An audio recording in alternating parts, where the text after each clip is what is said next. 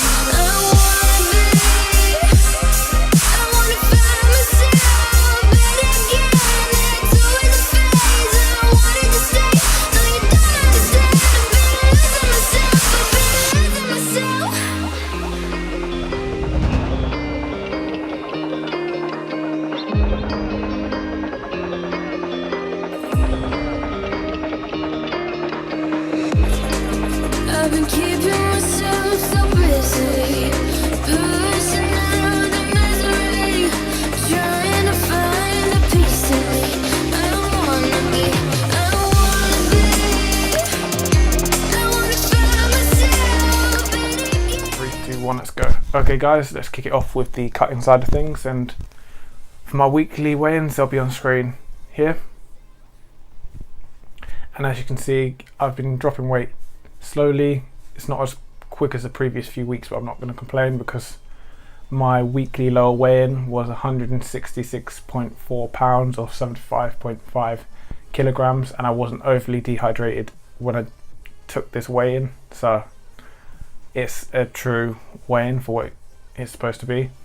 And obviously I've been slowly progressing down in terms of body weight and body fat percentage, but once you start to get close to where you want to be, or the lower you get, the harder it is to peel off more and still retain your muscles. So I'm happy for it to slow down as long as I keep slowly losing a little bit. The one thing I've been having a problem with is the mental game of the calorie restriction, which is not trying to drop too quickly to reach your goal and feel like you're actually changing things, as opposed to just giving your body what it needs to do it correctly and slowly drop it down. So what I mean by that is I have a tendency, or I've had points during this cut where I've gone down to 2,300 calories and done that for a couple of days, realised things aren't working out as well, and so I bounce it back up to the sweet spot of 2,400 to 2,500 calories, which is where it should be for me to slowly drop weight and still keep performance and energy and mood stable. So I end up going from a couple low calorie days to a higher ones, and then my refeeds as well. So the part for me, I just need to keep my brain screwed on and just being my head screwed on, not my brain, my head screwed on, and just be like, okay, you don't need to drop the calories, just keep putting in the hard work and keep ticking the boxes you need to, and it will slowly come off. Only at what point you hit a plateau or a point where you're not making any change, whether that be in terms of body fat or body weight lost, then manipulate your calories and your macros more. On that note, my weekly average macros will be here, and as you can see, I generally aim to get between 140 and 150 grams of protein, which is roughly around 1.8 to 1.9 grams per kilogram of body weight.